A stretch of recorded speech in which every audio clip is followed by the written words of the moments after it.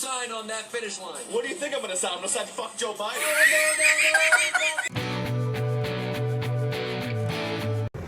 Alright, good morning. It is Tuesday. It's been windy the past several days. We haven't been able to spread or anything, so today is moderate wind. I'm going to go and put one load on. I just got my brother's trailer loaded with straw, so I'm going to put one load on. I got one load put on here now. I'm going to go try to spin in a wet spot that we got, and just to get that done, but I think it's going to be too windy to spread today, so that might just be a day of doing nothing, apparently, because no parts are in for the other spreader that has the busted gearbox, so we can't work on that. And it went from 72 degrees yesterday down to 40 this morning, so this type of weather to get you sick. So probably won't be doing much anything. We can't haul corn until Monday, so there's another thing we can't do. So basically I'm just going to go try this load, and if it doesn't work, call it a day, because I don't want the wind blowing and kind of blows it away from the point of where you actually want it at. Even though it's all our land, it still kind of blows it on it, but I want the stuff to stay here where I'm actually spreading it at. So yeah, not much going on other than that. Miss Eastern Shore Farmer, she got home last night, so I might just go spend the day with her. We'll see how it goes. Well, we are rained out today from being able to spread any chicken manure. Cleaned the tractor up though. She was all white. They limed this field last night when I was spreading, so she was white. I'm glad she got rained on and shined my girl up a little bit. As you can see, the stickers are still there. That's nice. So I'm going to take the loader over and go load my brother with a load of straw, and then call it a day. Alright, good morning. Back to spreading. We got probably a half inch of rain yesterday. I'll come out here to run a load just to see what it would do. You got the other day when it was dry, and then you got the day when it was wet. It's just a little glazy on top. The tractor's not really doing any ruts. The weight of the spreader is just slightly indenting it, but with our other spreader broke down, it's not really major enough that I need to stop. So with one spreader going, I'm gonna keep spreading.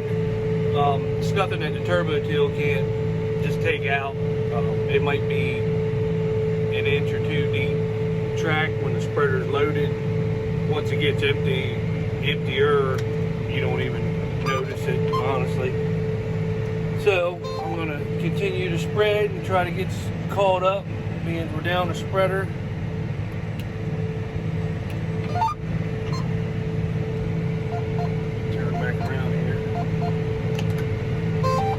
So, like I said, it's not doing bad at all. You can see where I'm done, where I just gotta finish this section right here. The rows are real long rows, probably half-mile rows. So I don't have but 1, 2, 3, 4, 5 more swipes on this field, and then I got a little field over here. I got to do a little 5-acre field, and then I'll be moving to the back. And the back is a lot sandier. The back is where I'm going to plant early corn, so I really want to get that done. It's about 35 acres, 40 acres back there. Get that done, and then we're going to move to the home farm. That's where we're going to put early corn at. We had the early corn there last year that did 192 and 34 in beans. So now we're going to, as soon as I get this done, I'm going to move over there and try to get that done. I want to get everything done, and then I'm going to put the early corn on first, and then worry about doing where I'm going to put the long season corn. I would honestly, this year with the prices, I like to do all early corn, beans behind it. You know, I feel like the bean prices are going to be up to $17, $18 come harvest season. So that would definitely work a lot better, but we already got the corn, so I'm kind of stuck this year. But like I say, we increased the acreage from 100 to 300 this year. It was 100 last year. It worked out well. Let's hope it works out again this year. But with the prices, I know the inputs are going to be high with corn, but for beans, honestly, after corn, All we do is plant the beans, get the bean cost. And after that, it's pretty much straight profit. Other than, you got your general fuel and the equipment, but it's a win-win situation. And let's hope the prices stay high. If the grain companies don't screw us over any more than they do, and the USDA report that came out was definitely a corrupt report showing more wheat acres. How can it be down so much, and then all of a sudden, when the wheat prices go high, all of a sudden they say that there's more wheat than there ever was? So we all know it's a corrupt system, but you got to deal with it, or that's what we have to do. We have to deal with it, even though we don't agree with it, and they know that. That's why they can continue to do this crooked shit. So anyway, this is the day's work right here, all day.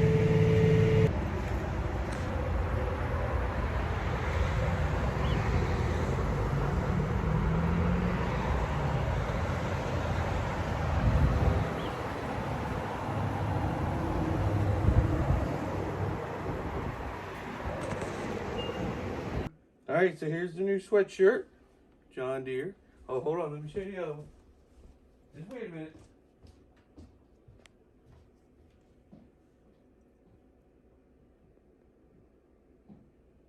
I think she's scared. Silence. There's the other one. I don't know if you can see it or not. Very cool. She don't think they're cool, but she don't got no taste. Didn't see that. All right, go ahead and hit the pause. Trump did make wild and outlandish speculative guesses about what was going to happen in the future. And some of those were really exaggerated. But here's the point. When Joe Biden hits the exaggeration numbers, when Donald Trump's like, it's going to be $1 million a gallon, he's like, no, it'll never be $1 million a gallon. And then like a year and a half later, it's $1 million a gallon. He just looks like a prophet. So here was Trump. We have more oil than anybody, okay? And it's an incredible thing that it's happened over the last few years, a lot of great things, and you're paying, what, $2 a gallon for your gasoline? That's okay. You know what that's like? That's like a tax cut. That's bigger than a tax cut. If Biden got in, you'd be paying $7, $8, $9. Then they say, get rid of your car. Okay, that is a little eerie. I mean, because as it turns out, that is in fact exactly the Joe Biden strategy. $7, $8, $9 a gallon and get rid of your car because gas is just